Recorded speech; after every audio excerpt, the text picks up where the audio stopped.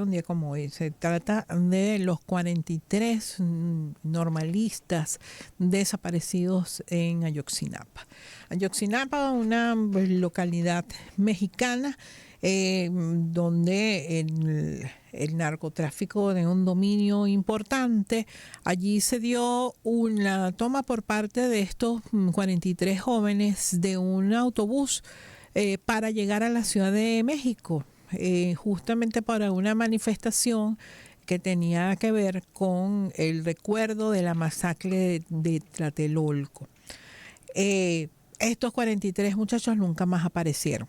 Sus familiares han denunciado y en el medio de las denuncias durante estos 10 años han salido la realidad cruda de las desapariciones en México, las ejecuciones extrajudiciales, el involucramiento de autoridades locales con grupos criminales o narcotraficantes, pero vamos a dejar que sea un experto en esta área. Para mí es un privilegio poder entrevistar a un colega periodista mexicano sin más de 50 años de trayectoria y de investigación justamente en esta área de lo que tiene que ver con los grupos criminales y el tema de derechos humanos en México. Se trata de José Reveles, Pepe Reveles, conocido así también. Ha estado en Venezuela, es escritor de una variedad de libros de investigación sobre estos temas. ¿Cómo estás, José? Muchísimas gracias por aceptar nuevamente la invitación a nuestro espacio. Con muchísimo gusto. Bueno, queda materia pendiente para el gobierno de Andrés Manuel López Obrador con el Ayotzinapa, el caso de los 43. No se sabe aún qué fue lo que pasó ni dónde están los cuerpos, y puede decirse así, de estos 43 muchachos. Es justamente la gran pregunta que hacen los familiares, porque este gobierno destruyó, vamos a decir, desechó, reprobó y no estuvo de acuerdo en la famosa verdad histórica que dijo el gobierno anterior. La Procuraduría General de la República en aquella época, ahora es Fiscalía, y de tal manera que se suponía entonces, se decía que todos los muchachos habían sido quemados en un basurero, en el basurero de Cocula, muy cerca de Iguala, y que no había sobrevivientes, con lo cual le daban un carpetazo, un cierre a la investigación. Pero este gobierno la reabrió de otra manera, con otras líneas de investigación que permitieron comprobar en los hechos que era cierto, pues esa negativa de que fueron quemados en el basurero, porque encontraron restos de 2 de los muchachos, de los 3 que han encontrado, 2 de estos muchachos estaban fuera del basurero de Cocula. Por tanto, no fue ahí en donde ocurrió esta masacre, esta desaparición forzada, y que después se ha convertido, digamos, en una pues dinámica de narrativa de muerte, porque pues ya no se les considera que estén vivos 10 años después. Pero al mismo tiempo este gobierno no ha sido capaz, no ha tenido la capacidad de dar la verdad diferente, la nueva verdad, porque si no se da con los cuerpos o con los restos o con los muchachos, pues es muy difícil decir que ocurrió otra cosa, ¿no? Necesita saber dónde están los cuerpos para hacer una nueva narrativa. Y entonces en esos puntos estamos, y justamente acaban de reaprender a 2 de los principales delincuentes de la zona, que es Gilardo López Astudillo, alias el Gil, ¿no? Y otro llamado Felipe Rodríguez Salgado, alias el Cepillo. Están reaprendidos este mes, pero pues no se ve que vayan a decir algo diferente a lo que ya dijeron cuando estuvieron presos y fueron liberados. Fueron liberados, ¿por qué? Porque fueron torturados, por un lado, y porque recibieron beneficios en la medida en que colaboraran, pero no han ayudado a llegar a la verdad, todavía. Ahora, qué se sabe? ¿Qué elementos puedes comentarnos, José, de hasta ahora lo que haya más o menos cierto en este caso? Porque conversamos contigo, hemos conversado en 2 ocasiones sobre el tema de los de Ayotzinapa y eso además ponía de relieve otras cantidad de situaciones en todo el país que tenía que ver con el hecho de las desapariciones como una práctica común, y la cantidad nos comentabas en una ocasión en una entrevista, la cantidad de cuerpos sin reclamar en morgues de México porque son personas que fueron secuestradas en un sitio, asesinadas en otro, que no hay manera de contactar familiares, de identificarlos, etcétera. O sea, este caso 43 pone en relieve otra situación mucho mayor, mucho más compleja.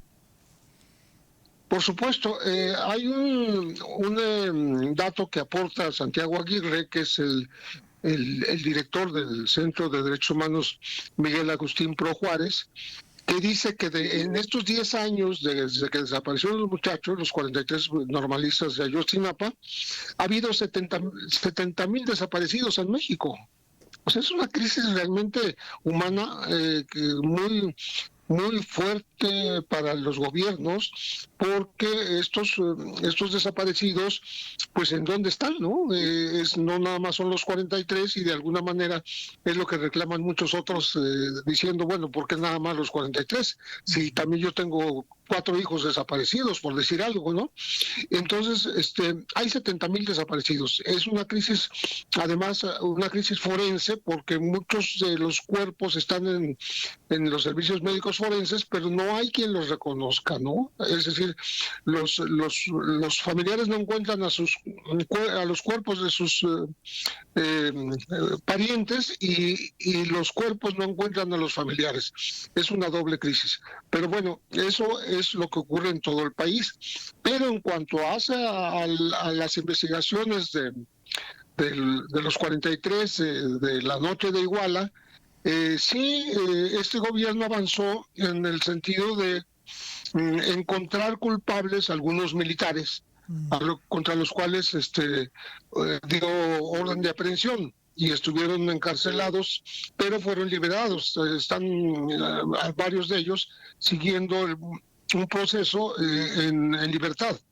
Y esto causó una crisis, digamos, política, porque el que era subsecretario de Derechos Humanos, Alejandro Encinas, tuvo que renunciar por presiones justamente del ejército, porque el ejército es muy fuerte en este país y pues no ha permitido penetrar en sus archivos, sus estructuras, sus antecedentes, para ayudar a solucionar el problema, que es uno de los reclamos principales de los familiares. ¿Por qué el ejército no se allana, no se dispone a entregar la información que tiene?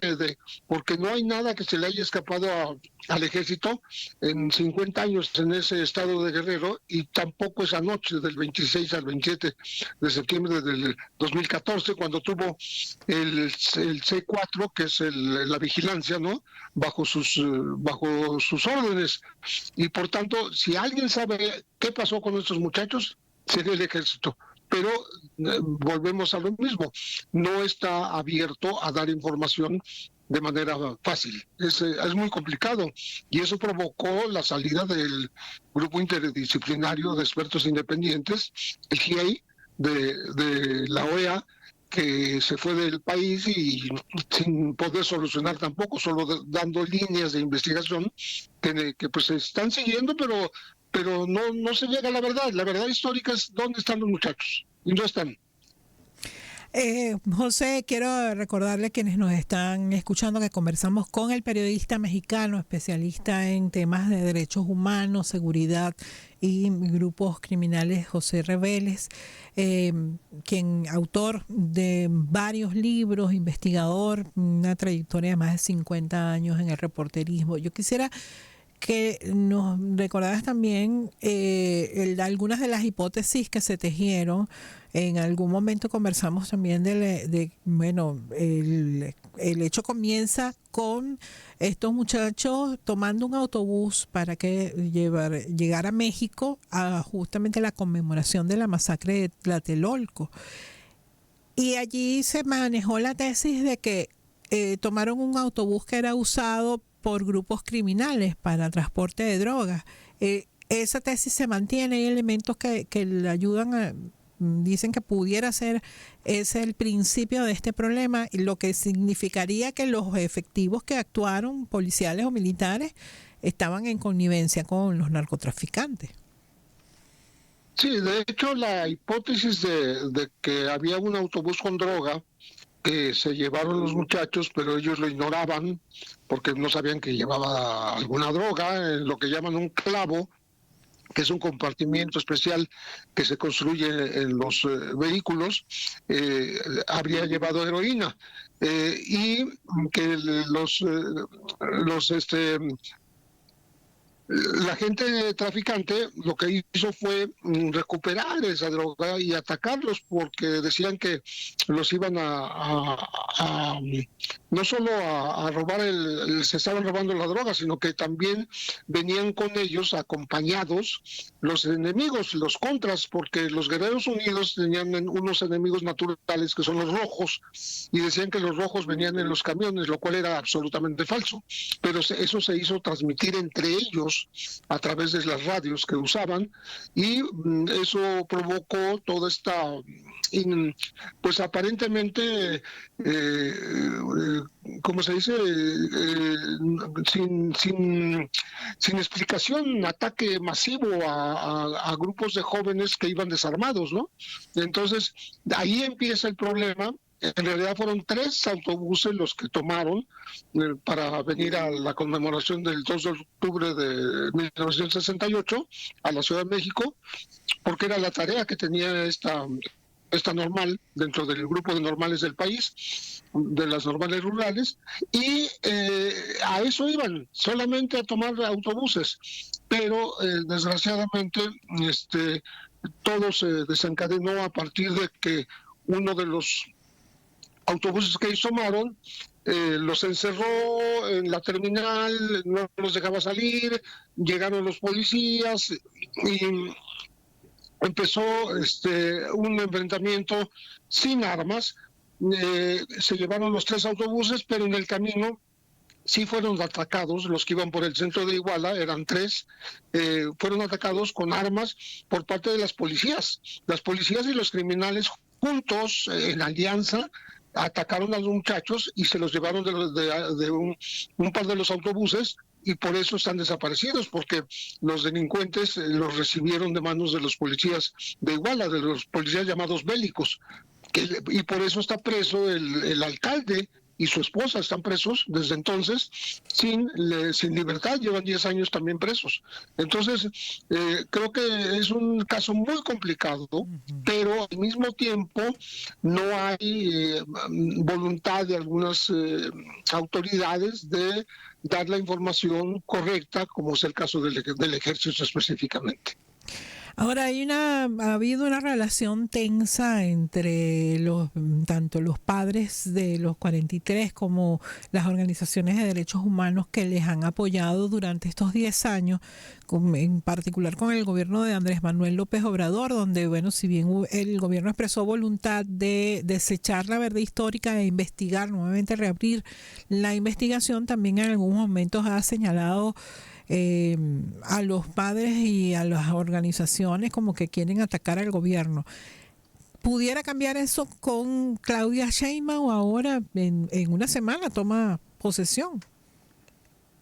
Sí, esta mañana estaba escuchando una entrevista que le hacían a algunos de los padres, del grupo de padres, porque era una hermana de uno de los desaparecidos, diciendo que sí, que tienen esperanza en que las cosas vuelvan a manejarse con toda cooperación, con toda solidaridad, con toda profundidad en el próximo gobierno de Claudia Sheinbaum, porque ya se va y deja el pendiente pues más grave de todo su sexenio, ¿no? El no encontrar a los normalistas. Entonces, la futura primera presidenta mexicana en toda la historia puede ser alguien que le busque una solución que convenza a quienes todavía son reticentes a dar la información, a conseguir los informes secretos que guardaría el poder castrense para que las cosas lleguen a una verdad. Porque, por ejemplo, se abandonó el hecho de que el Gil, que acaba de ser reaprendido, como dije al principio, Gildardo López Astudillo, dijo que un grupo de elementos fue llevado al batallón del ejército. Entonces, bueno, una participación más directa no pudo ser la del ejército mexicano. Entonces, eso tiene que limpiarse porque si no va a ser un obstáculo para llegar a una verdad. La verdad que pues ya de alguna manera los padres están convencidos, aunque siguen gritando la consigna, vivos los llevaron, vivos los queremos, es que pues ya no hay sobrevivientes. Estarían enterrados, algunos en algunos lugares desconocidos han sido cambiados de lugar y otros habrían sido incluso quemados para deshacerlos con ácidos y demás, ¿no? Pero todavía hay la esperanza de que hay vestigios de que sí existen entierros en donde están estos muchachos, pero no se sabe dónde porque no hay quien en su momento lo esté confesando, ¿no? Entonces hay incluso una recompensa por cada estudiante encontrado, pues en la condición que sea, si es muerto, si es su cadáver, si son restos que se comprueben por ADN, de $1.500.000 para cada estudiante. Eso está vivo, pero no hay quien esté reclamando esa recompensa porque no hay quien esté dando esa información. Entonces, se espera que con Claudia Sheinbaum se puedan abrir las puertas nuevamente, digamos, reiniciar una investigación que abarque todos los ángulos que se han dejado un poco pendientes en el pasado, pues por conflictos políticos internos. José, le agradezco mucho que nos haya acompañado y quisiera terminar esta entrevista con su reflexión sobre la situación actual de la promoción y defensa de los derechos humanos en México y también sobre la violencia enquistada, el dominio que tienen los grupos criminales. Usted ha sido un acucioso investigador del tema. ¿Puede vencerse eso? Creo que estamos en un camino largo, no es de la noche a la mañana.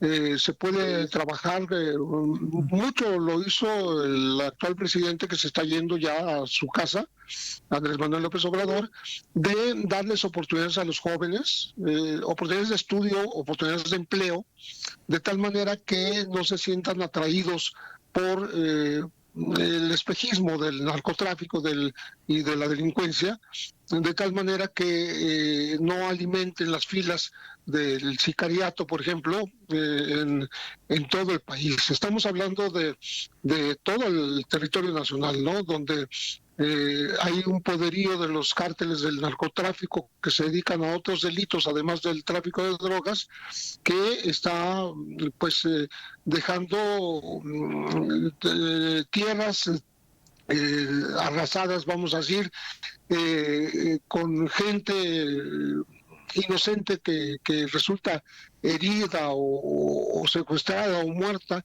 en esas condiciones, y particularmente ahora con la detención del Mayo Zambada, líder del cártel de Sinaloa, las cosas se pusieron feas en Sinaloa y muy posiblemente se pongan un poco todavía más graves, porque está la disputa por la hegemonía, por el liderazgo de ese grupo criminal, que es un grupo criminal de nivel mundial. Está en todos los continentes, no es algo que se constriña a la República Mexicana o a los Estados Unidos, no, está en todo el mundo y tiene un gran poderío junto con otro que se denomina Cártel Jalisco Nueva Generación. Este Cártel Jalisco Nueva Generación es posible que se sienta con derecho a atacar a Sinaloa y entonces haya una guerra intestina pues terrible por ver quién domina el negocio multimillonario transnacional de los traficantes de droga. José, muchísimas gracias. Un privilegio para mí poder conversar nuevamente con usted. Con muchísimo gusto.